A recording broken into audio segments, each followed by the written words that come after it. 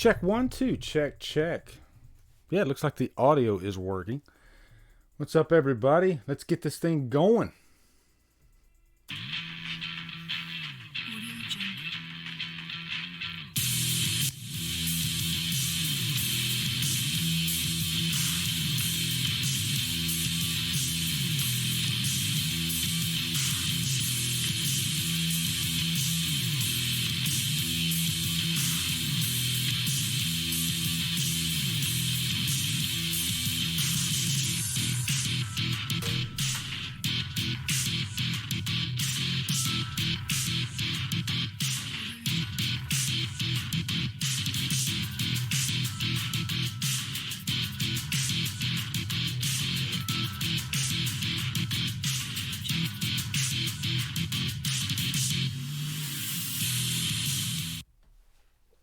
What's up, everybody? What's up, all you beautiful Halloween fans out there?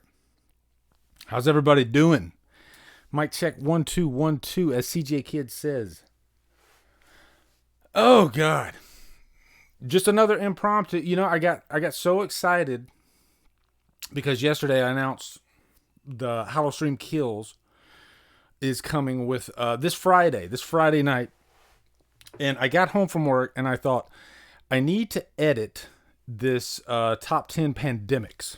I was going to edit that. And then, as I was doing that, I was just like, God, I just do not feel like editing right now. My wife's really busy. So, you know what? Why not just go hang out with the people?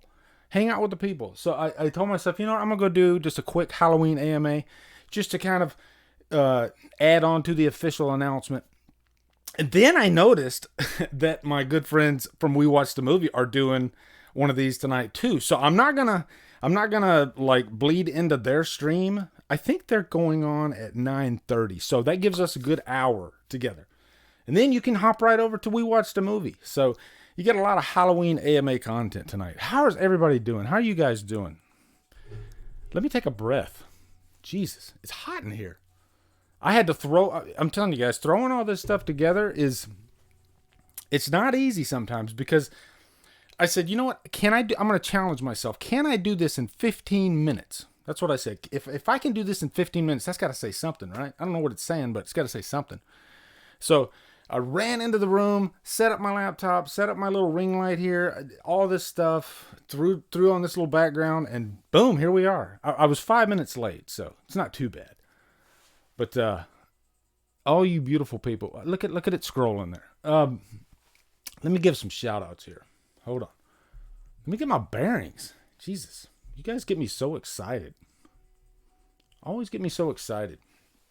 Somebody, and there was one thing I wanted to share with you guys too. Somebody left a comment, and it was more about content creators in general than, you know, just they were thanking me, but they were also saying, you know what, content creators are really, you know, they're holding us over while a lot of this, you know, a lot of this quarantine, you know, all these delays and shows and movies not coming out. It's kind of up to us YouTube creators to, you know, keep everybody afloat, right? So it's really cool. But they left a really nice comment, and I wanted to read it on behalf of all content creators on YouTube. And they were even saying, like, could this be like the dawn of a new era of entertainment? You know, that being YouTube or some form of YouTube, whatever. But you know what? They might be right. They really might be right. Because right now, it's like YouTube creators have the floor, which is really cool. Michael Trapson, what's up, brother? Nice to see you in here, brother. Always a pleasure to see another Michael Jackson fan in here. Hell yeah. I hope you're groovy. Oh. Okay, Bryce Russo. What's up, Bryce? Bryce has left me some really nice comments. And I appreciate it, Bryce. James Francis Tumbaro. Nicholas Garcia, Destiny Faulkner, Patrick Hartnett, David Catone, Brandon, the WWE Lint. Alicia, what's up, Alicia? How you doing? I'm trying to keep up with it. Zach Livingston, the Holiday Christmas fan. Ashanti Berry. Ashanti, nice to see you in here again. Dino Reacts. Stephanie, how are you doing? Dino from the Late Late Horror Show. All right. The Real Sean. Alyssa Airlines. That's kind of cool. Beautiful people. That's right. We're all beautiful people. Just, horror fans. And you know what? It's interesting to me that, like, for the times we're in right now, you would think that there would be just like this malaise of depression and sadness. I guess that would be kind of the overarching theme of it all. But I'm looking around and all I see is optimism. I see togetherness. I see joy. People are making the best out of the situation that they have. I see a lot more horror watching, actually. I see a lot more people watching horror movies and discovering new horror movies, and it's cool, Simon Moon, how you doing? Beth S. Always nice to see Beth in here. Yeah, and I apologize for not like advertising this earlier. Like I said, this was just a spur of the moment type thing, but I needed my people. I needed you guys. And, I advertise this as a Halloween AMA, but you know what? It's a free-for-all. If you guys want to ask me anything else besides Halloween, we could talk about anything else. But it's always fun to talk about Halloween, especially because we're, like, at the brink now. Like, right now, there's just this, like, fear in the air. Could they take it away from us? Could Halloween Kills be taken away and postponed like everything else? Because today they just announced that Venom is being pushed back to June, I think, which is crazy. I think Halloween, I think they're going to hold suit, and I think because of that date. They want to keep that October date. Halloween Ends is coming out next year. So to postpone would be to push not one but two movies back, possibly, unless they did it like Halloween Kills in March or April, which a Halloween movie coming out in April is, I think, a bad idea, a really bad idea. So CJ Kid, what's up, man? Thank you. Not gonna be able to super chat, dude. You don't have to super chat at all. That's not what I'm here for. I just wanted to hang with you people. I don't go on these things to pull super chats or money. That's not my deal at all. I just want to hang with you guys. That's all I want to do. So I don't want you to get that idea that that's what I do this for. Oh God. Retro Injection, thank you, man. Hope you're doing well, brother. How likely is it that Halloween Kills gets delayed with movie theaters being a mass gathering location? Well, I heard that as early as next week that they're going to be opening theaters again, at least in Georgia. That's the news that I'm hearing. And that kind of excites me, but it kind of scares me too. But I think for the most part, hopefully people will be smart about it. Theater owners will be smart about it, and they don't open it to the mass audience. I think they'll do it in phases like what they did before the theaters closed, where they had, like half the seating. And I think that's probably the way they'll do it this time. Now, as far as like that delaying Halloween Kills, and I'm going to tell you, when I do the Halloween Kills stream, I'm going to get the opinion of all my guests too, because I'm curious to see what they think. But like I said, I don't think they're going to delay this movie. Not to say that it's not possible. It could definitely happen. But right now, I don't see that happening. I'm already seeing like a lot of things in like the planning phase, the reopening phase, all this stuff. It's like all these cogs are set into motion pretty much. So it seems like people are wanting to get back to work as usual. But I on the flip side of that, I think we need to be very careful. We still need to be very safe. And, Philip Rouse, Lee, do you think drive-in theaters will ever make a comeback? It's funny you said that, because that's another article that I've been seeing where they're thinking if any time is possible for drive-in theaters to come back, it definitely be now. I mean, think about it. It's a very safe option. Retro is so in right now. Like VHS is in, vinyl is in. Everybody's thinking, I mean, hell, the 80s. Everybody constantly reaches back. So I think drive-ins are the inevitable next step. And I think this right here makes that possible. Now, the only caveat to that is there's so many drive-ins that are shut down. And hey, Holly, how are you doing?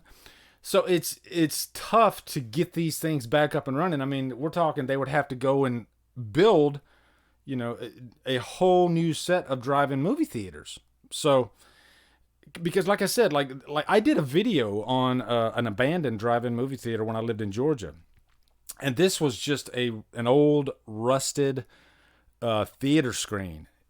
So to get that up and running again, we're talking, $100,000. I mean, that's just a wild guess, but it would take some money to get drive-in theaters up and running again. And by the time these things are built, we're possibly already out of this whole quarantine mess. So it could go either way. I think there's got to be a demand for it. And I think 6 months down the line, if theaters are still not fully open, then that's something that they would definitely be thinking about.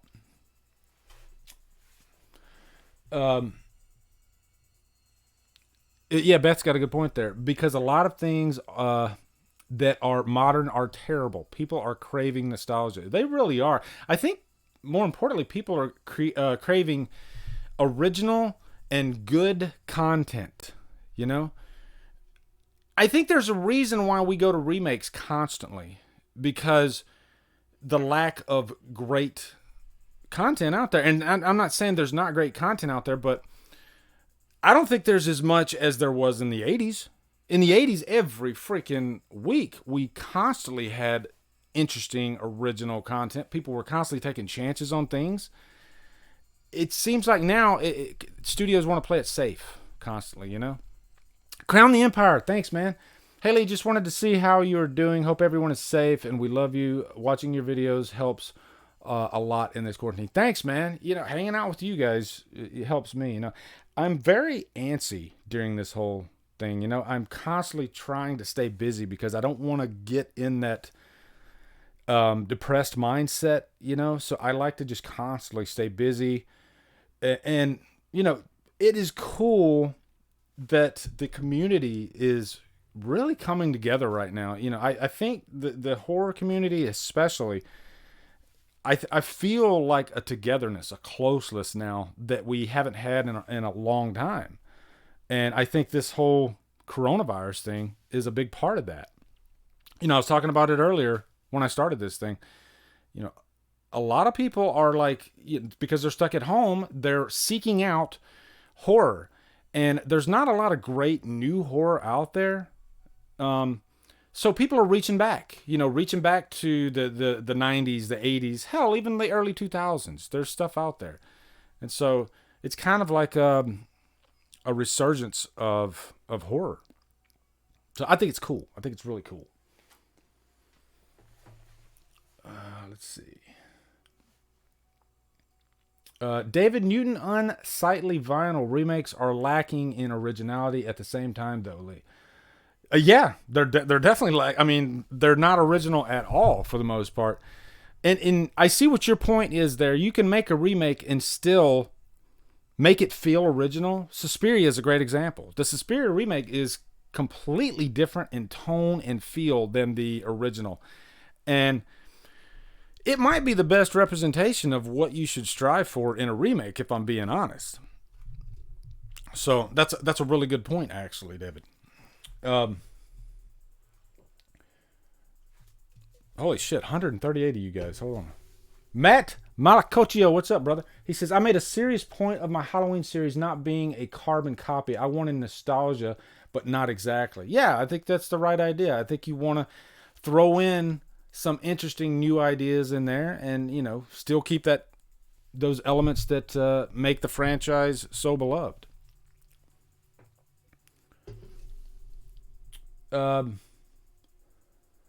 Alicia says, I've been viewing a lot of your older movies that we reviewed. Thank you. I just reviewed Tourist Trap And a lot of people are thanking me because I'm reviewing these older movies, but honestly, I have to thank people because I would say like 90% of my content of those older reviews are things that I found through you guys, things that I found through my channel, through Killer Flicks, through the internet.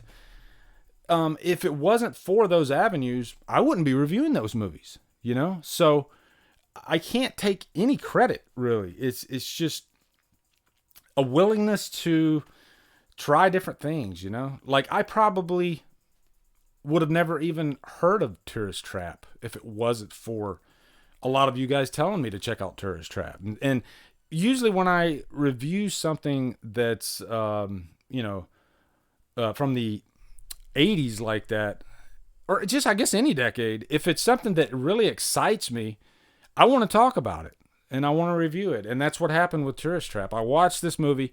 At the end of the movie, I was just like, God damn, that was weird. And the next couple days, I could not get Tourist Trap out of my head. I was like, that was so strange and unique and refreshing. And it's weird for a 1979 movie to be refreshing today, So that was cool. What else have I been watching aside from horror? Actually, Leela recommended this show, 12 Monkeys. I started watching that with the wife last week, and it's pretty interesting so far. I'm like 6 episodes in. That's on, I think, Hulu. We've been watching it on Hulu. What's some other shows that we've been watching? Oh, I watched the Final Destinations. Because I needed to get Final Destination 3 out. And so I watched Final Destination 3. And when I got done watching it, I felt like I wanted to watch the next one, 4, and then the next one, 5. And if anything, that's just a testament that Final Destination is like one of the most, it's like pure cheeseburger cinema is what it is. And I just wanted to keep watching it. So I pretty much finished all 3 Final Destinations in like 2 days. So I've already recorded my review for 3. If I can keep the other 2 in my head long enough, then I'll sit down and try to review the last 2 and try to pump out just finish up that whole franchise. Ozark is excellent, actually. Muggsy Brady. Yeah, man. I burned through that season 3 really, really fast. That was a really good show. I think I like it because I like Jason Bateman's character in it. Because he just doesn't give a shit. He's just everything else is secondary to the business, including his own family. And so I just found him to be a really interesting character. Even though he kind of plays Jason Bateman and everything, but he does it so well. And I guess Jason Bateman is great for that show. So, but yeah, that's a good one. That's a really good show. And I really liked what's his name? Tom Pelphrey. That guy stole the freaking show. Tom Pelphrey looks exactly like Tom Hardy and Logan Marshall Green. So there's 3 of them now. But if you watch Ozark season 3 for anything, watch it for him. He's like that loose cannon brother of Wendy, and he has to take his medication. And if he doesn't take his medication, then he goes freaking crazy. And I like characters like that. It's like he turns into the Hulk. But yeah, that was a great show, actually. Aside from that, though, I don't think I've watched anything else movie-wise. I'm supposed to watch Silence of the Lambs here, even though I've seen Silence of the Lambs a million times. I want to give it another watch because I got to review it coming up soon. So I want to watch that one. Let's see. What We Do in the Shadows cracks me up. I love the movie. Yeah, I saw that movie like quite a few years ago, actually. Taika Waititi. I just like his style of humor. He's got any director that's got like a very unique style to them. I like that. Like, kind of reminds me of like, not that his style is exactly like Edgar Wright's, but how Edgar Wright just really has his own style. Same thing with Taika Waititi.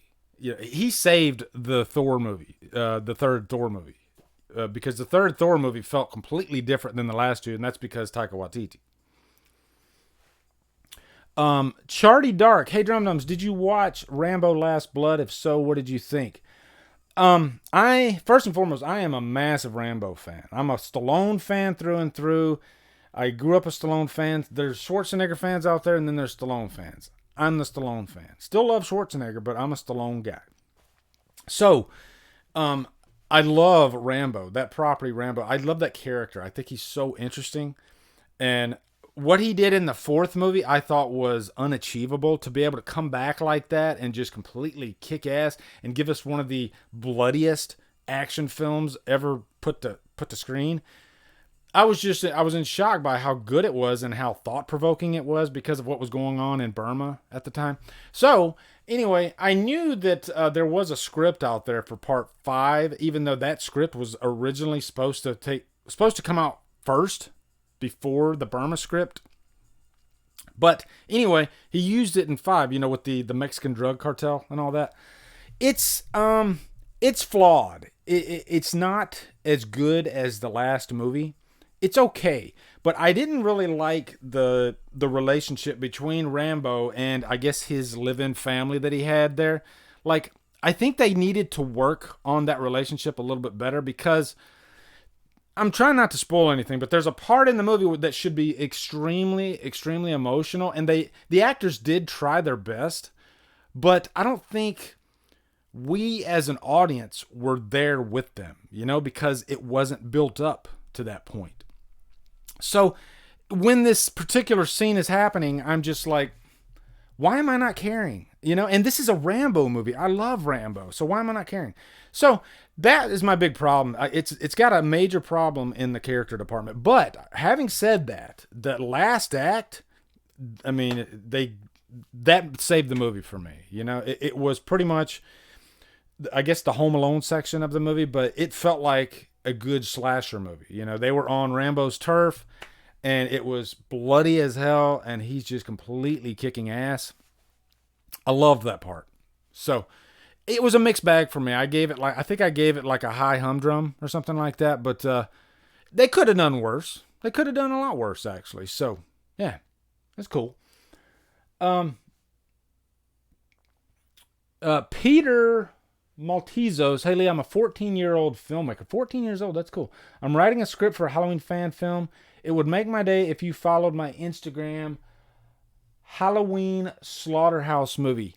I tell you what, Peter, just find me one of my posts on Instagram and just leave me a comment there that you put this here, so that way I can go back and I will follow you, good sir. And you know what? That's awesome that at 14 years old you're already trying to achieve those dreams, because as cheesy as that sounds, it's still true. And I wish when I was 14 I had a camera in my hand and I was trying to get creative and all. I waited way too late in life to start getting into this type stuff, but luckily I had the movies as a backbone, so I got all this knowledge up here in my head that I pretty much put out to you guys once I did finally start doing it. But yeah, dude, I mean, if you're starting at 14, you're going to be freaking Scorsese, by the time you're in your 20s. So yeah, keep it up, man. Definitely. Jesse Tribble. Hey everybody, just got done watching The Fog for the first time. Love it. Everybody give Jesse a round of applause. Holy shit. That movie is a masterpiece. And I use that term very sparingly when I can, but I love The Fog. I think it's very underrated too. But I know everybody likes The Fog, but it's one of those movies that it doesn't pop up all the time. You know what I mean? People always are quick to mention The Thing. They're quick to mention Halloween. But The Fog, I think, is probably as good. Maybe just a step down. But think about it this way.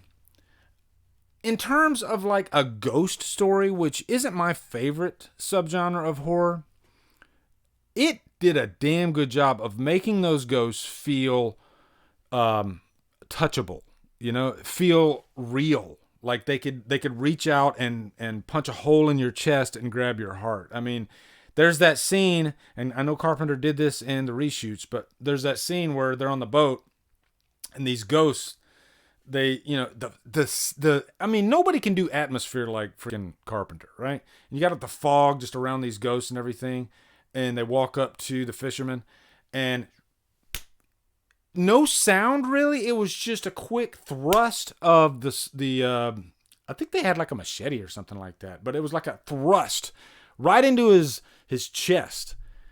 And I like that Carpenter didn't really use too much music when it came to some of the violent scenes, you know? I think that makes them more effective too. And something's coming to my head right here, talking about violence with no music. There is a scene in the movie The Village, the M. Night Shyamalan movie. And the movie definitely has its problems, but there is one scene in the movie where a character is talking to another character, and I believe I haven't seen this movie in a long time, but there's this scene, there's this character who is mentally challenged, and he's literally, as he's talking to the guy, it seems like a normal conversation, he stabs him, and there's no sound, no music whatsoever. All you do is you see the stab, and then you see the expression on the guy's face, and it was powerful. I was like, wow. That's not something you see every day, you know? Really cool. I saw Dave Vanderhoff in there. There you are. What's up, Dave? How you doing, man? Bloody Birthday. Yes, I will be reviewing Bloody Birthday. And the mask is looking gorgeous. Can you see it in the picture right there? Yeah, I'm loving that freaking Halloween 5 mask, man. I think it's glorious. Let me see. Let me go back up. I know I'm all over the place on these comments, but I'm just having a blast hanging with you guys. We haven't even talked about a Halloween movie yet. How cool is that?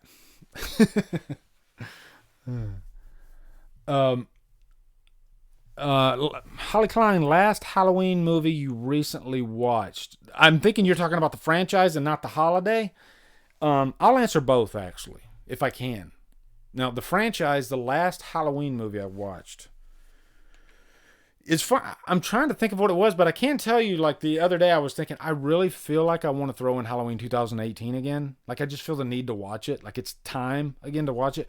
But the last one I watched, let's see, it wouldn't be 1. It wouldn't be 2.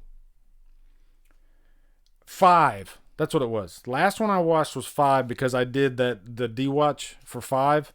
And I actually I have a good time with 5. You know, it's one of those movies that I don't find boring at all, and you can make fun of the bad in it. Like, there's some really shitty moments in 5, but I wouldn't have it any other way, you know? Like, I wouldn't want to fix 5, as silly as that sounds, you know? I still like the whistling music and the stupid cops and the you know, all that stupid stuff.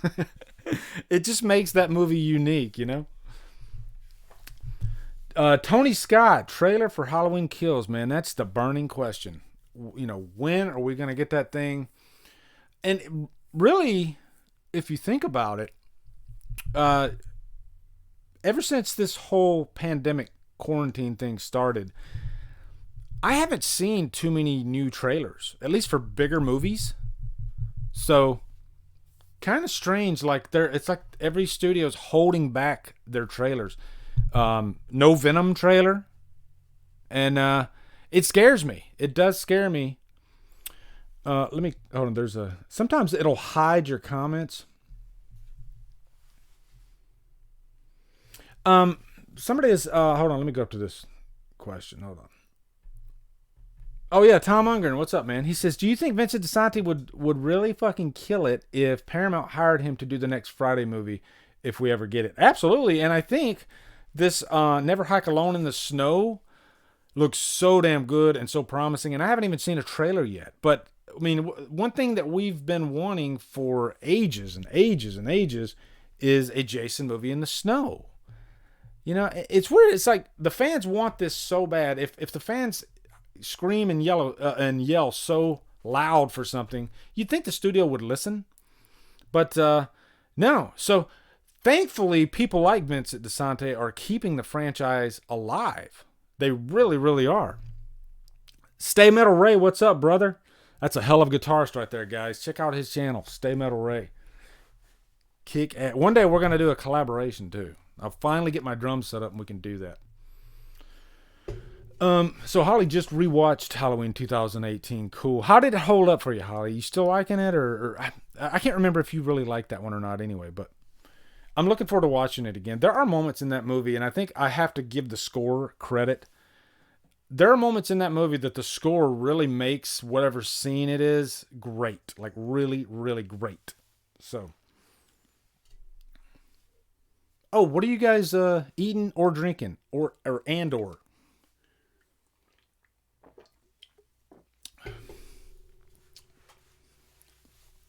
Okay, Jesse Eldridge. What franchise do you think Rob Zombie would have better suited to make other than Halloween? Well, I think the obvious answer is Texas Chainsaw. I mean, I would be curious to see what Rob Zombie could do with a Texas Chainsaw Massacre. But I think people say that because they're both kind of Southern fried horror. But I still think the script, like I think Tobe Hooper is a very different director than Rob Zombie. I mean, think about it. Tobe Hooper, yeah, he did Texas Chainsaw Massacre, but he did other properties that didn't feel like Southern fried horror, like the Funhouse Massacre. I think Tobe Hooper's a better director than Rob Zombie, all day, every day. I think he's a better script writer, and that's where Rob Zombie's going to run into script problems no matter what subgenre of horror he does. And I'm not like shitting all over Rob Zombie because I do like some of his movies. I think the guy has a lot of potential. I think he's actually a good director, but this, and I've said this a million times, he's just not a good script writer. I would be so curious if he would just say, hey, I have this idea. I need help. Can you please write this? If he would do that, he might jump to the next level. I think he would, but maybe it's a pride thing. Maybe it's just an ownership thing. I don't know. He likes to write his own scripts, but maybe I'm wrong too. Maybe if he didn't write his own scripts, then maybe that's part of that Rob Zombie formula. Like I do. What's a Rob Zombie movie? Well, I love Halloween 2, but I think that's probably a good example of his best screenwriting is Halloween 2. Just because he really honed down and he focused on Laurie Strode as a character in that. And I've always been into like characters after trauma happens, and I think that was a great opportunity to do that. And I'm glad he took the chance and jumped at it, because I was really into Laurie Strode as a character in that movie. And I liked the directing decisions that he made in it too. I love the cinematography of the movie. I just like how it was really dark. I love that he had the balls to not use the Halloween score in it. He gave it its own weird, and I don't know, the score is a lot more open and airy in Rob Zombie's Halloween 2, and I think it fits the movie. He even said he tried to find places to put the Halloween score in it, and he failed. He couldn't find anything. So, yeah. Good question though. All right, I see some questions rolling in now. Hold on. Strike 87. Do you hope Scream 5 follows Kirby? I did see Hayden Panettiere has the short hair again. Yeah, and she even posted on Twitter something about like she was rocking that hairdo or something like that from. She mentioned Scream 4, her character in Scream 4. I think she would come back in a heartbeat too, if I'm honest. Kirby was a very fun, entertaining character. People loved that character. She was probably one of the best parts of 4, and I love 4. So it's a no-brainer. It's good that they didn't really show her die. So I mean, they left it open for her to be alive. Let's just say that. So I would love it if she came back for Scream 5. And if I'm being honest, guys, you don't even have to bring back Sidney Prescott. And that's a controversial statement. I love Sidney Prescott. I'd kind of like to see her pass the torch, she's been, she's propped that franchise up better than anybody ever could, and she still looks amazing, by the way. But, I would be cool if they kind of passed the torch and had Kirby be the main character in the next one. You know, I'd really dig that actually. And I'm not saying you have to have as Rob Zombie would call them, young chicklets in the movie. You don't have to have characters that are, barely 20 years old. I'm fine with 30 somethings being the main focus in a Scream 5. I think that would be cool.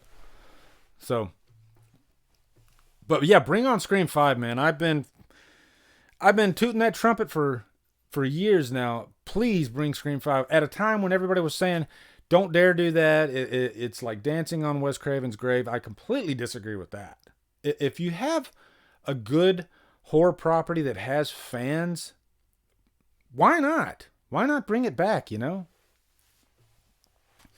Okay, Dave Vanderhoff, here's a controversial statement right here. I'm going to read it out loud.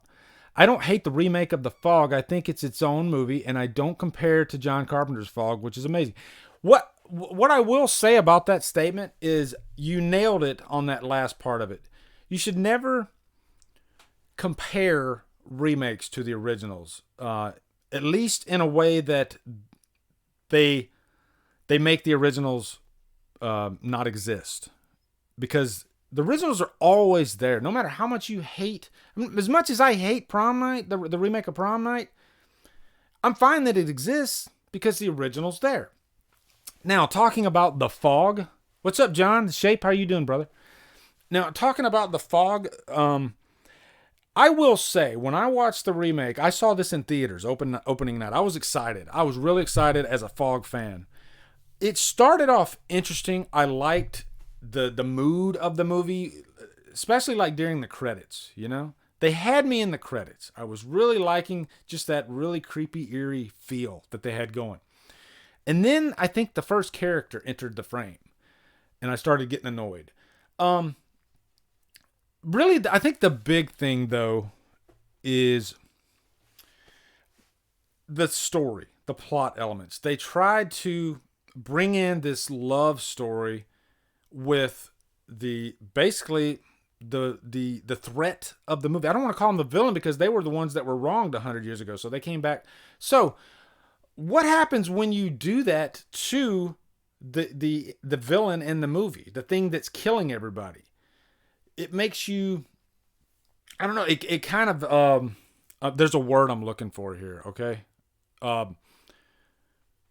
I guess it just demystifies it, It takes out the scary elements of it. And they tried to make this nice love story between the character because she was like a descendant. And that got in the way of the movie. I thought it was really stupid. And also I didn't like CGI ghosts in it, I talked about the original, how I freaking love the way the ghosts looked in that movie because they felt real. Another thing that I will say about the Fog remake, during the credits, it said produced by Deborah Hill.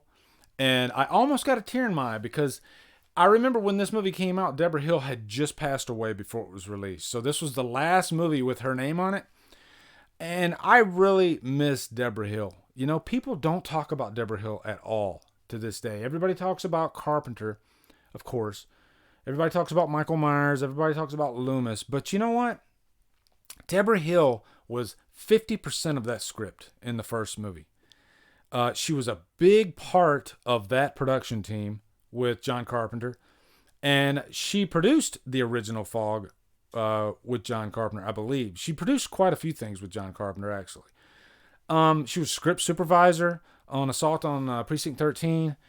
She was a power player in Hollywood. And, I just loved her spunk and how she really was so invested in the Halloween franchise.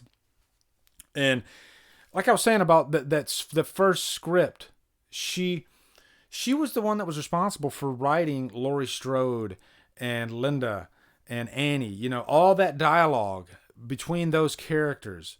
She was the one that did that, not John Carpenter. John Carpenter created the evil talk, this 6-year-old child with this blank, pale, emotionless face and the blackest eyes, the devil's eyes. That's all Carpenter. But, Deborah Hill did all the, the teenage stuff. And I think she gave it bravado, though. She made you really care about Laurie Strode. Laurie Strode felt like this very innocent, just very likable character. And she was almost like, she was close to being a nun. But still, Deborah Hill deserves so much, like just like The Shape says, John. She deserves so much praise that she never gets. And it's sad, because I really liked Deborah Hill. She was awesome. She produced Adventures in Babysitting. She produced The Fisher King, which is a Robin Williams movie. Like I said, she was a power player in Hollywood, you know?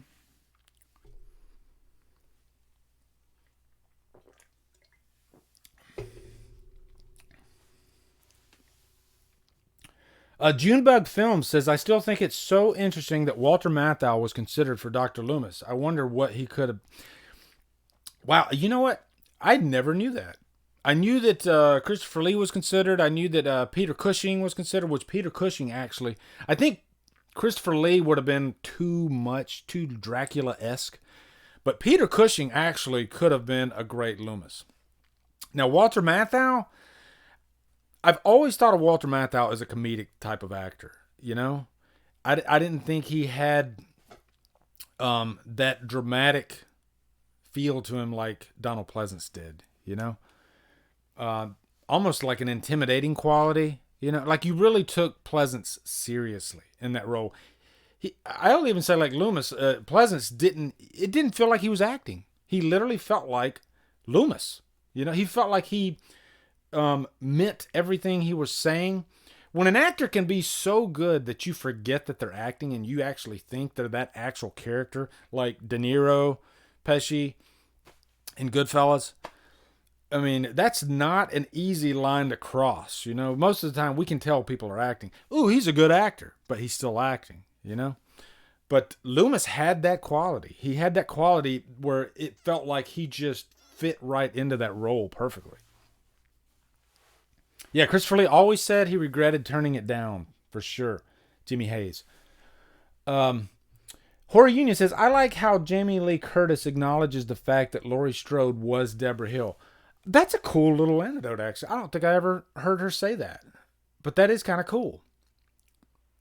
I know that Jamie Lee Curtis was really, really good friends with Deborah Hill and John Carpenter.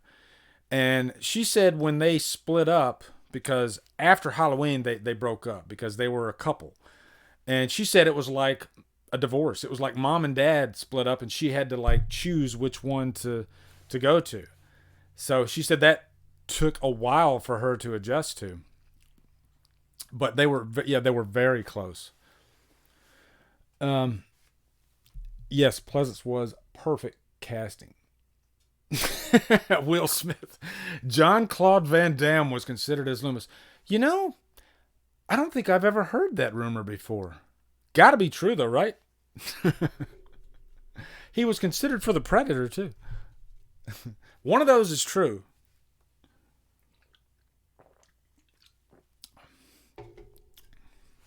Something has to be done about Michael Myers. I guess he could sound kind of like Loomis. I don't know. Laurie was definitely based on Hill's baby. Yeah, Deborah Hill actually mentioned that too. That she had a lot of experience babysitting when she was young, and so she wrote that into the script. Mason Locklear, Lee, if you haven't seen the VHS movies on Tubi, I would definitely recommend it. Yeah, I've always meant to check out VHS. I never have gotten around to it. My big problem is time. You know, having the time to do it. Because I always have like 4 movies in front of me that I have to review. And I have to throw a top 10 in there at least once a week now. So getting the time to actually reach outside of that and grab like a VHS, the movie VHS, and watch it, it's tough. It's definitely tough. I was actually just mentioning this to my wife too, like the other day. I was like, it's weird because I like never can watch a movie just to watch a movie. Like watching the Final Destination movies, that was like the first time I'd literally just sat down and watched a movie without thinking about reviewing it. You know, 4 and 5. Of course, I did review 3, and I'll probably eventually review 4 and 5 anyway, since they're fresh in my brain. But yeah, I just don't get the time as much as I would like. Now I want a slasher in suits. Now I want a Loomis Van Dam fight. Loomis would win. All he'd have to do is just, he would just talk to him and he would win. My headphone thing fell out and it doesn't even need to be in my ear, so I don't know. Yeah. What is time exactly? Jesus. Guys, I swear, just every second we get, it's like, it's precious, Take advantage of every second we get because, man. It reminds me of that quote that Brandon Lee said, like in his last interview. He was like reading this line from The Sheltering Sky. I'm gonna pull this up. I want to read it to you guys. It's about time and taking advantage of like every second we get. Brandon Lee, Sheltering. Here we go, right here. Here we go. The quote, the line goes, because we do not know when we will die, we get to think of life as an inexhaustible well, and yet everything happens only a certain number of times. Let me pull this up. I think there's more to that, actually. Hold on.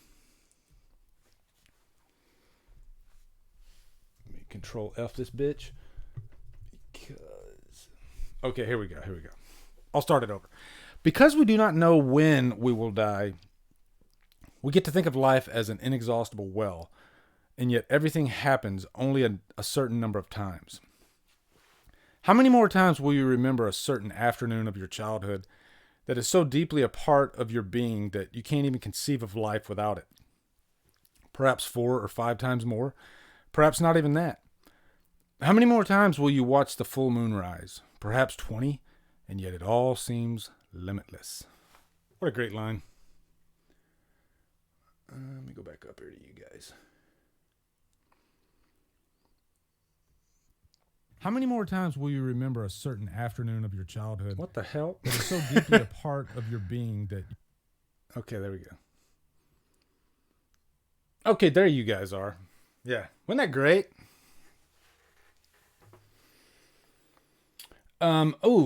Let's see. Beth's got a good question there. Asking everyone in the chat, what are your favorite opening credit sequences in a film? That's a good question, actually. And while you guys are thinking of that, I'm going to try to think of my favorite opening credit sequence.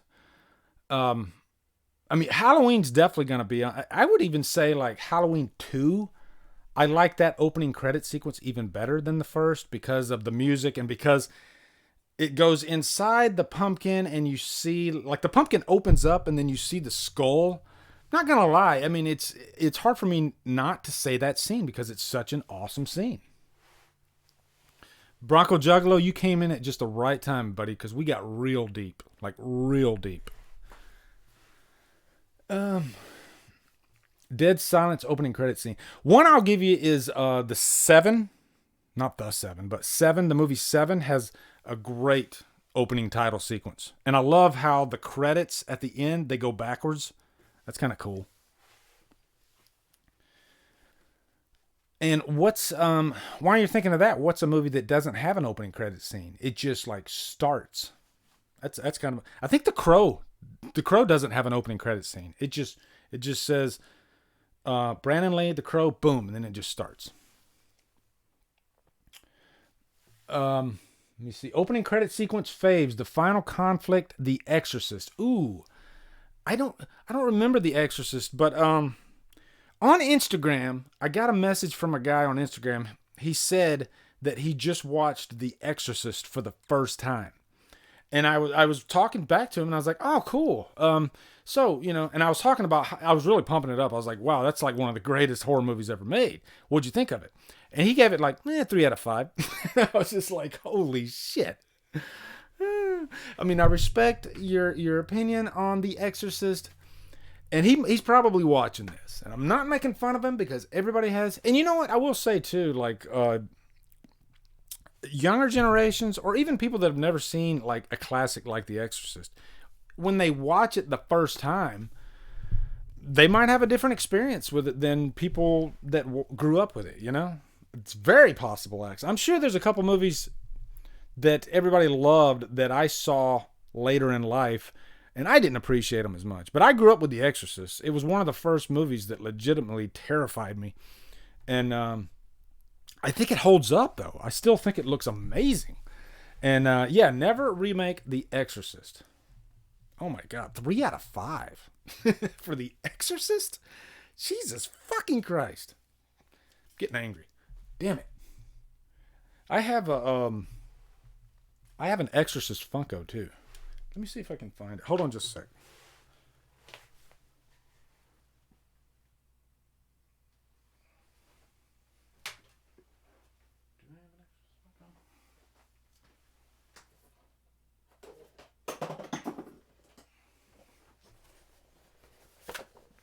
Yeah, here you go. Regan. There she is. That Regan Funko. Yeah. One of the greatest horror characters ever created. Let's see. C. Perry. Hey, Lee, do you listen to the Hysteria Lives podcast with Justin Kurzweil, who wrote the slasher movie book? No. Somebody was telling me about that. Was it you that told me about that? That J.A. Kurzweil had his own podcast. I didn't even know that. But no, I'll have to look into that because I haven't looked it up, because I do like finding podcasts to listen to on the way to work. Martin Renner, what's up, brother? How are you doing? Nice to see you in here. Martin Renner is a director from why am I freaking blanking? There's Australia and then there's New Zealand. Okay, he's from New Zealand. He's making the movie Buzzcut.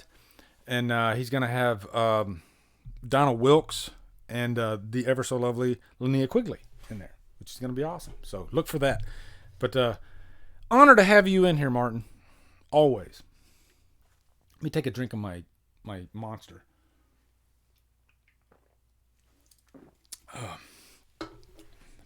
Okay. The Ghost of John Lennon. I like that channel name. Do you watch the Halloween films all year round? I don't watch them as much as I would like, but it is a franchise that I'll just randomly throw movies in. So I'd probably say I watch a good 3 or 4 Halloween movies a year. And it's a toss-up though. But I definitely watch the first one, and I usually throw in 4 and 6. Those 3 are pretty much a guaranteed once a year for those 3 movies. The rest of them, it's kind of a toss-up. It's a good question, though. Erica Bro, catching you live for the first time. Love your videos. Thank you so much, Erica. That's very nice. Very nice. Gustav Falk, hello. What do you think about the Scream movies? Do you like it? Yeah, I'm a big fan of Scream. I think the first movie is extremely important. I love the first movie. I love the fourth movie. I think the second movie is overrated, actually, just because it felt like a lesser version of the first movie. So I've tried to watch Scream 2 so many times, and it does have some good dialogue here and there, but I didn't really like Sidney Prescott's boyfriend, especially getting up on the table in the cafeteria and singing all that stuff. I don't want that shit in my slasher movies. I don't know. It just didn't work for me. Crown the Empire, thanks, man. Since I see you're drinking Monster, have you ever tried Monster Mule? No, I don't think I've ever even heard of that. I'll have to look for it next time I go to the convenience store. I did try the red Monster recently, and that was really good. Actually, I like that. Strange Planet New York City says, do you think Halloween 3 should be remade? That's a good question. My knee-jerk reaction would be no, but if I really think about it, the idea of a character wanting to completely kill every child on the planet, I think that deserves further looking into. So I would even say make a sequel to Halloween 3. And my friend Brandon DeBotto, he was actually working on a script for a sequel. My wife and I were actually thinking about writing a script. We never did it, but we're thinking about writing a script to Halloween 3, a sequel to it. I think that movie is primed for a sequel, actually, because there's a lot of different ways you could go with it. But just start it with that foundation of Cochran wanting to completely murder every child on the planet. Now, we all know Cochran died in that movie, right? So Cochran probably had descendants or followers that believed in everything that Cochran believed in. So let's explore that, and you can make it in the present. And, it's like the evil has been suppressed for 30, almost 40 years now. And everybody, what's the fallout of that? Even to this day, if an event like that really happened, that somebody literally tried to kill everybody, every child on the planet, I think there would still be discussions about it, So how does it crop back up? Explore all those themes of the movie, but just the movie in general. I think it's lived on for so long because when it came out, people didn't really understand it. A, it wasn't a Michael Myers movie, and B, this was some wild ass shit. So, and I think it caught people off guard. It caught me off guard when Halloween 3 came out. I was pissed when I was watching it. And part of that was because of the Michael Myers thing, but the other part of it was I just didn't understand. Like, I remember the first time I watched Halloween 3, the part where Stacey Nelkin at the end, when she's driving in the car with Tom Atkins, and she attacks him in the car. At that point, I was just like, I'm done with this. What the hell is going on? And so then years later, when I went back and watched Halloween 3, it has become like one of my favorite Halloween movies because of how balls crazy and whacked out it is. And it's so original. Still to this day, it's a very unique, original plot, and it's perfect for the holiday. So I want more Halloween 3 stories. What do you guys think? Let me know. Bringer of Chaos. Did you ever see the movie Haunt? Yes, I reviewed it actually. Loved Haunt. My good friend Damian Maffey played the devil in that movie, and I went into that movie knowing that he was in the movie, and I was going out of my way to put him down. Like, there's no way Damian Maffey's going to be that great in this movie. He got lucky in Strangers Pray at Night, but in this movie, I think there's going to be another evil character that's going to outclass him. Sure enough, Damian Maffey was the best character in the movie. He was awesome in it. I loved Haunt, though. It's a fun movie. And I do like those, what do you call those type of movies? Like the carnival horror movies.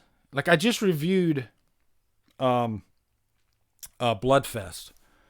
And that's a good one. I really like that movie.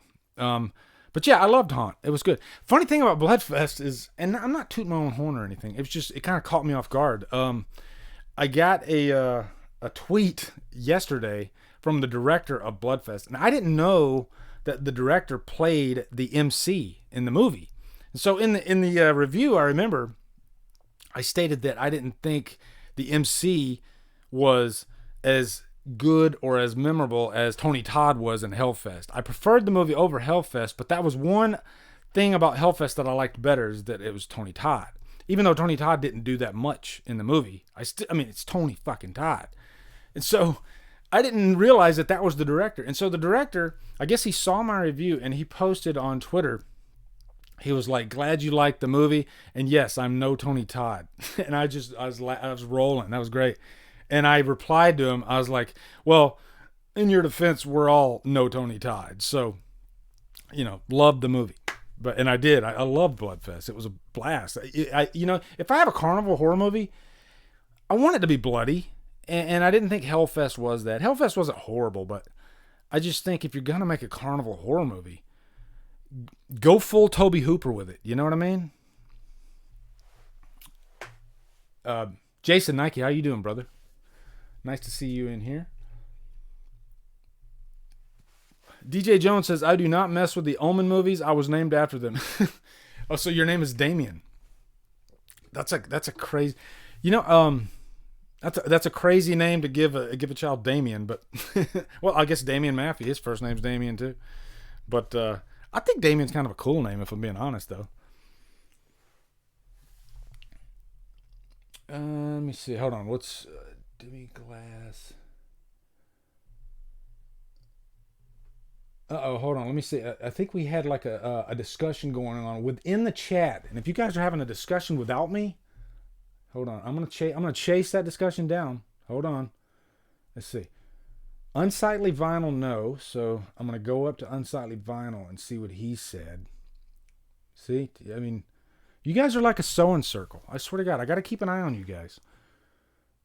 Gotta say, I wasn't crazy about The Thing. Holy shit. You have got to be kidding me. Wow. Somebody has made me speechless. This is bullshit. Unsightly Vinyl, you know better. You know better. The Thing is overrated. Have I ever met anybody? Not I respect your opinion on that movie, The Thing, by the way, but have I ever met anybody that didn't like love The Thing? Well, it is interesting that when The Thing first came out, everybody hated it. You know, it sent John Carpenter into a deep, deep depression. As a matter of fact, so The Thing backstory is really interesting. Hold on, let me. I'm gonna get another drink real quick. And holy crap, I don't want to cut into We Watch the Movies time. Hold on just a sec. Right back.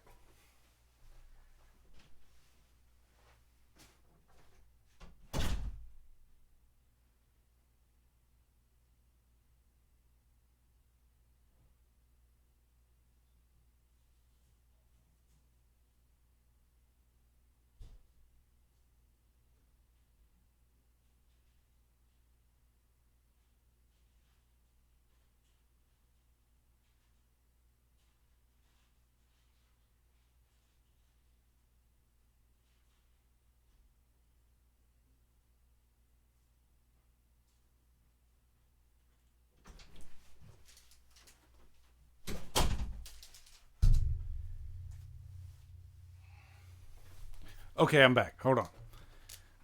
Now, when I was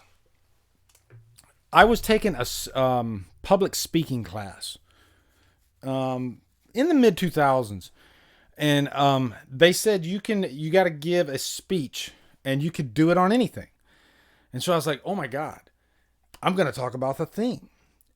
And back then, like this was long before I started my channel. And if you've seen my first video, that was a review for Predestination, by the way. If you see my first video, you'll see that I was not ready, but I dove in, you know, and I tried it, and I was scared to death. But anyway, so I was scared to death. That's part of the reason why I jumped into YouTube. Scared to death to get in front of a crowd. So I'm taking public speaking. I was like, you know what? I'll talk about something that I'm passionate about. So I talked about The Thing, and I got in front of this group of classmates who were just as afraid as me, which made it easier for me. But I found out something about myself for the first time ever. If I'm passionate about something, then I can do a decent job speaking well about it. I had my notes in a row. I had an outline, so I was prepared. I guess that's another thing too. Be prepared. Have an outline. So I'm talking about The Thing. This is really the first time I've ever done. I guess technically this was a review because I was talking about The Thing. I was talking about the behind the scenes of it, talking about how John Carpenter went into a deep depression.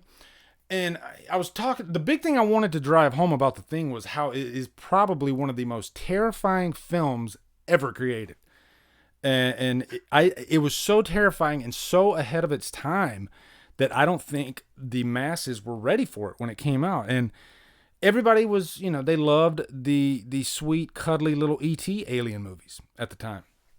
So it didn't help that E.T. came out right around the same time too. But when I got done with that review, nobody in my class had seen The Thing. Because I've talked about this in the past. I can talk to you guys all day, and probably every single one of you in the chat right now, all 176 of you, probably 174 of you have seen The Thing. Nobody in my class had seen The Thing. And so after I'd gotten done with it, this guy walks up to me and he's like, hey, what was that movie you were talking about again? I want to go see it. So in my mind, my goal was complete. If I could make one person want to watch The Thing, then that speech was a success. And so in my mind, it was a success because the guy was like, I got to see this movie. You literally just told me this is like one of the most terrifying, scary movies ever. So, and Bronco's question, Lee, were you big on the remake prequel? Yes. The quick one-word answer for that is yes. I did like the prequel. but it pales in comparison to Carpenter's classic. But I liked Mary Elizabeth Winstead in it. Really, when it comes down to it, I liked the characters in the prequel. I liked that they were telling the story of the Norwegian camp. I liked that it leaked right up to the thing. As a matter of fact, somebody just asked me today. I've been getting a lot of top 10 requests because I said, hey, if you guys got top 10 ideas, shoot them to me. And I save them in my phone. So, what was her name? Christine. I want to say it was like Christine Baker or something like that on Twitter. She said, can you do like a top 10 best double features? And immediately I thought of two sets of movies that would be great double features. One, Halloween and Halloween 2. I think that's one of the greatest, probably the greatest double feature ever because they both take place on the same night. Another great example is The Thing prequel and The Thing, because one of them is the Norwegian camp, which is mentioned in The Thing, and the other one is, of course, John Carpenter's The Thing. And those two movies link up so well. They look very much the same. Even the way the camp looks is so. I mean, I have to give credit to like the production design team, cinematography, the script writers. As much as we hate those CGI effects in the prequel, I think the Thing prequel did a lot right. It could have been a lot worse, you know? And I know that there was a version of the movie that actually had practical effects in it. Even though I've seen some of those practical effects, and I know, of course, lighting plays a big part into that and all that. I still think that would have been the better version of the movie, but this wasn't Rob Bottin. This was Tom Woodruff from Alien. Tom Woodruff and his partner that did a lot of the Alien movies. So they still did some great work on it. Unfortunately, we'll probably never see that version. But, I mean, I guess that's the long answer. But I do like the prequel. I really do. I know some people don't like it at all because of the effects. But, and the effects, the CGI effects, yeah, they definitely aren't great. They kind of get in the way. But I still like the movie. I still like the characters in the movie. Hell, Tormund from Game of Thrones is in that movie. So a lot of people don't even realize that.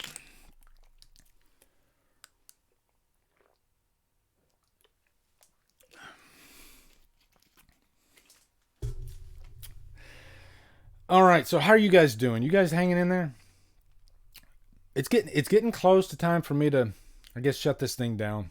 But we do have Hallowstream Kills 2 coming this Friday, and that's kind of part of the reason why I wanted to do this stream, is because I wanted to let you guys know, if you didn't already know, Friday night, 8 p.m. Eastern Standard Time, we're gonna be doing Hallowstream Kills.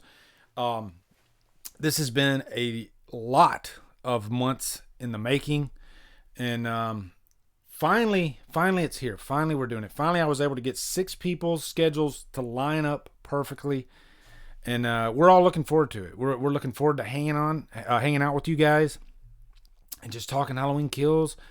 And you're gonna get a lot of different opinions about the movies. And also, I'd like to find out like what other franchises those guys like outside of Halloween. Nathaniel Fincher, I missed a super chat. Thank you, good sir. Let me go up and see if I can find that real quick. Thank you. Don't want to miss that. So I'm going up. Oh, Crown the Empire. Okay, yeah, here we go. Crown the Empire. Thanks, man. I hope you're still here. You guys are like a sewing circle. I have to keep my eye on you. Lee 2020. Also, can you give any tips on script writing? I'd love to get something going for a story I wrote. I just have no idea where to start. Thanks. First off, as far as my opinion on script writing, I've never written a script. But what I can tell you is I do outline everything that I do in my reviews, and I cut the fat. Like a lot of times I will probably use, 80, 85%, 75%, something like that of my notes. I always have some fat that I have to cut. And sometimes it'll make it into my recording, but then when I go to edit, a lot of times I'll go through there and I'll be like, did I really need that line in there? And sometimes if I cut something out, it makes the review flow better. And I think that kind of goes hand in hand with script writing. Take for instance Stallone. When Stallone wrote Rocky, he had very little experience writing a script, and he wrote it in longhand, because he had just the idea. And so he said, oh my God, I got this idea in my head about this boxer who's given one shot to, to fight the most lethal person on the planet, the heavyweight champion of the world. He started with that catalyst. And, of course, we all know the story. He saw Chuck Wepner, the fight. That was the catalyst of it. So it all starts with an idea. So when you say, I have no idea where to start with the idea.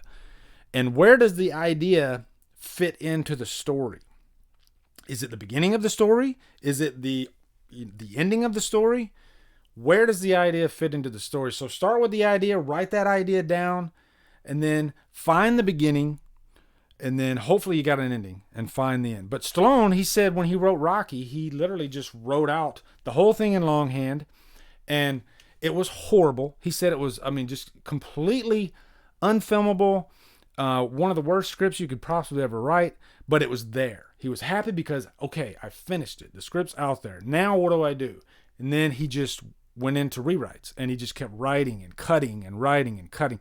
So I think editing is just as important as writing or recording or whatever, whatever you're doing. If you're trying to tell a story, if you're trying to do a review, if you're trying to, make a musical composition, I think editing is so important. And I think editing especially is important in script writing. You got to be able to cut the fat, but put the fat on there the first go round, and then cut away as you go, and that's how you'll get the best product out there. But if you got a great idea, a great story to start with, then I think, that's the best place to start. Start with the idea.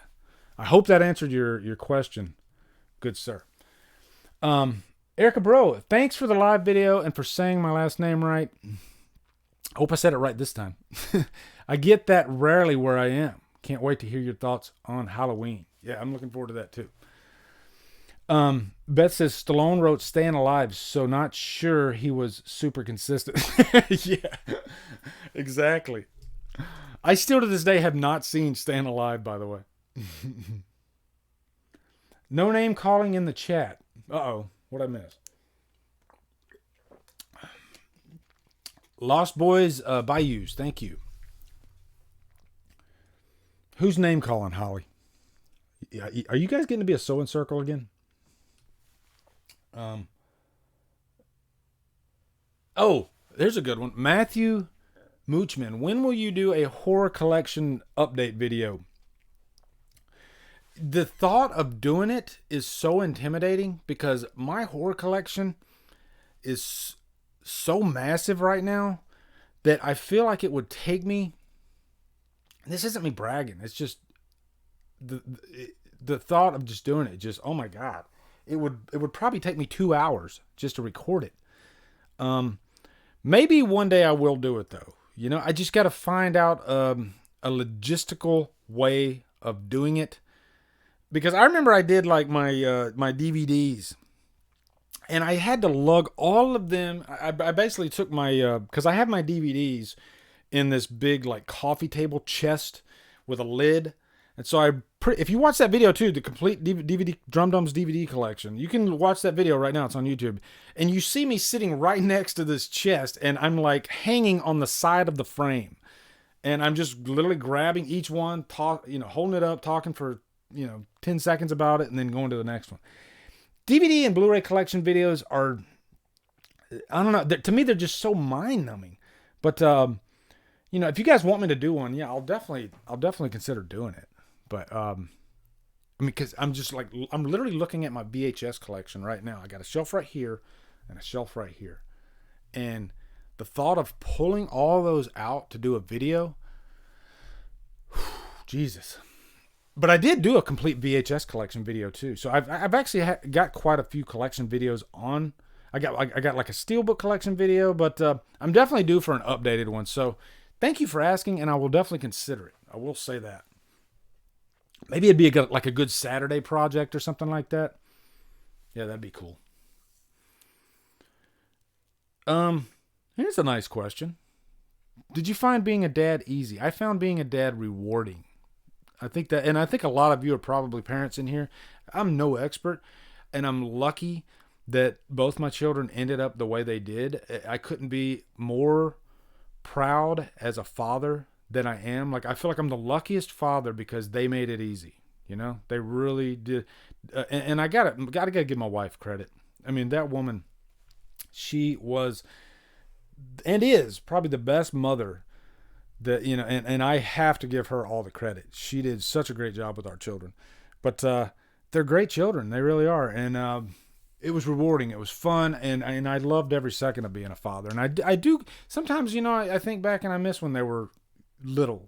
You know, I still remember like the last time I held my daughter. It's something we never think about, you know. There's going to be a time when it will be the last time that you hold your child because they're going to be too big and you will never hold them again. And we don't realize that. It's kind of a strange thing if you think about it. But being a parent is probably the coolest thing in the world. It's so I still text my son every day. He got a job in Orlando.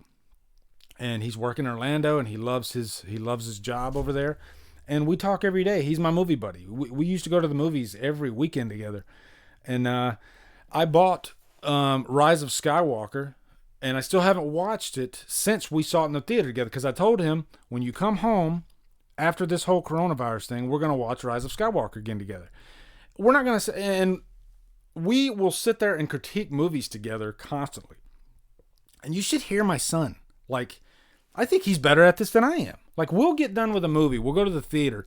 And as we're leaving the theater, he's already got like every freaking point about, I like this, and this in the movie. But it had major problems in this area, and this area. Before I can even like take a breath, he's already like, and I'm like, and I've said this to him a million times. I'm like, Mike, get you a freaking camera and start making videos. But he's so painfully, deathly shy of getting in front of the camera. He's never done a video with me. My daughter, she's done like 3 or 4 videos with me. And you've seen her. It's amazing. Her first video, she looked like a pro. She was already like killing it. That was like my probably 500th video, and I still wasn't that good at it. So, yeah, it's cool being a father. 15 years together in October, Alicia. That's awesome. Congratulations. That's too cool. Zach P, what do you think of the Puppet Master series? I have not seen any of the Puppet Master movies yet. Isn't Lance Henriksen in the first one? I think. Yeah.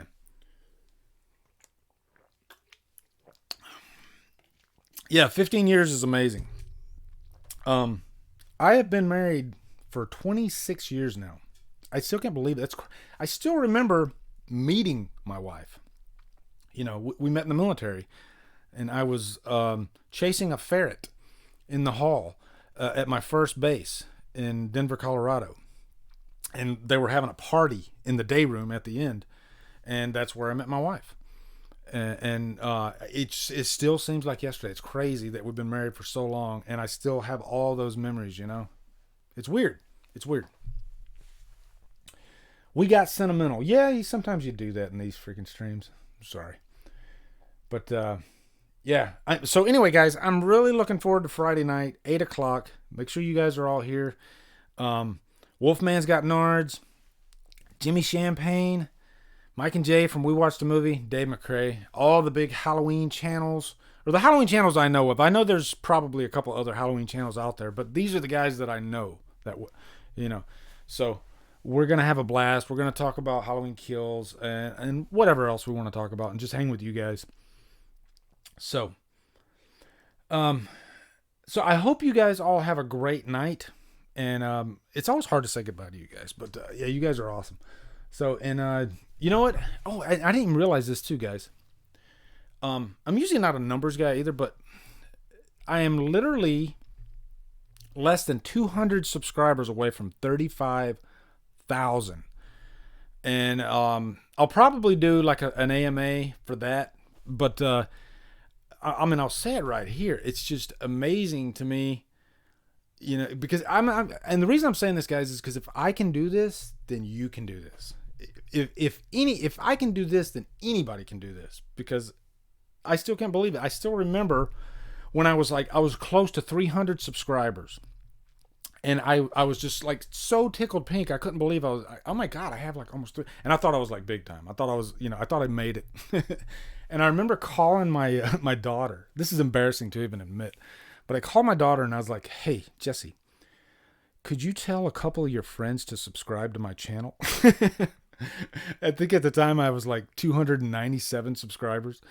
And she's like, yeah, Dad, whatever.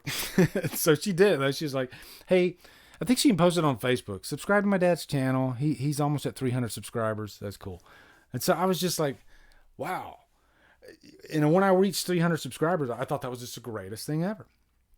And so it's just insane to me now that like 35,000 subscribers later, and I don't take it for granted. I know that without you guys, I wouldn't be here. And it's been a wild ride. It's been such a crazy ride. And I still go, sometimes I catch my old reviews from over 5 years now. I've been doing this. And sometimes, because you look at your comments, and sometimes I'll still get comments on a lot of those old reviews. And I'm like, I'll check this out. Let's see what I was doing back then. And then I'll be like, oh my God, like, was I really that bad? But I wouldn't change a thing. I keep all that there because I started somewhere and I got to here, and that's a part of the process, the learning, willing to look at yourself and say, you know what, I could really change this, and this, and I could do better. And that's what I constantly did. And so I don't want to toot my own horn. It's just crazy to me that I'm, 35,000 subscribers now. And, thank you. I just want to say thank you. It's really awesome. DJ Jones, you, Jimmy, we watched the movie and more. Recently, Dave McCoy are my go-to accounts for all things horror. I would like to see more female-driven horror channels, though. Any recommendations? Absolutely. Man, I'm so glad you asked that. Definitely check out Spooky Astronauts. Oh my gosh, she's flying up there now. Like me and Emma started around the same time too, and she's now 50,000 subscribers now. Felicia Lobo is a new channel, and she reviews a lot of stuff. I would definitely check hers out. If any of you in the chat know of some too, let them know. Lizzie from Carnage Candy, and that's got 2 Y's. She just did 101 days of horror, and she reviewed a horror movie every day for 101 days. So definitely got to give her a shout out. So Carnage Candy is the name of her channel, 2 Y's. Who else? Gabby Hernandez does. She has an active channel, but I don't think I've seen too much from her lately. But she is really into like retro type stuff. If you want like VHS reviews, definitely check out hers. I mean, her Instagram account, she's always showing off her VHS collection, and she has like all these movies that I'm jealous that she's got. So definitely her channel, and I'm trying to think of who else. If you want vinyl, Beth S. right there in the chat right now. I don't know if she's still there, but check out her channel because there's a lot of great vinyl content. Yeah, there she is. Yeah, Horror Gal Susan's another great one. But yeah, check out Beth's channel. A lot of vinyl stuff in there. Horror Gal Susan's another great one. Susan's been a good friend for a long time. And I think I know there's more that I'm missing.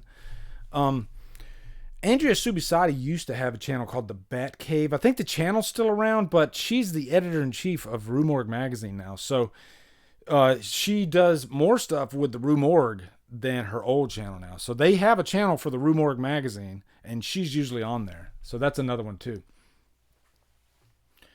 And I'm drawing a blank. I tried to name as many as I could think. Horror Addicts are another channel where they have really, really great horror content. A lot of good deep cuts in there. And also Danny and Gory are great friends. They really are. They're really good people, and they're just the sweetest people you could ever meet. But they love horror, and they're one of those channels. Like their love for horror is almost intimidating. Like you don't feel like you're cool enough, because they've seen everything, and it's really cool. Like I did a commentary with them probably like 4 years ago. We've been friends for so long, and we did one on Rocket. What's it? It's a slasher movie. and it's like a rock and roll, like a heavy metal, but I can't remember the name of the slasher movie now. Jesus, I'll think of it in a minute. But yeah, they're a really good channel too, actually. Rocktober Blood. It just came to me. Rocktober Blood. Yeah. And that's the first time I ever heard of that movie. And they were like, hey, you want to do a commentary with us on this movie, Rocktober Blood? And I was like, sure, I'll check it out. Why not? So, yeah.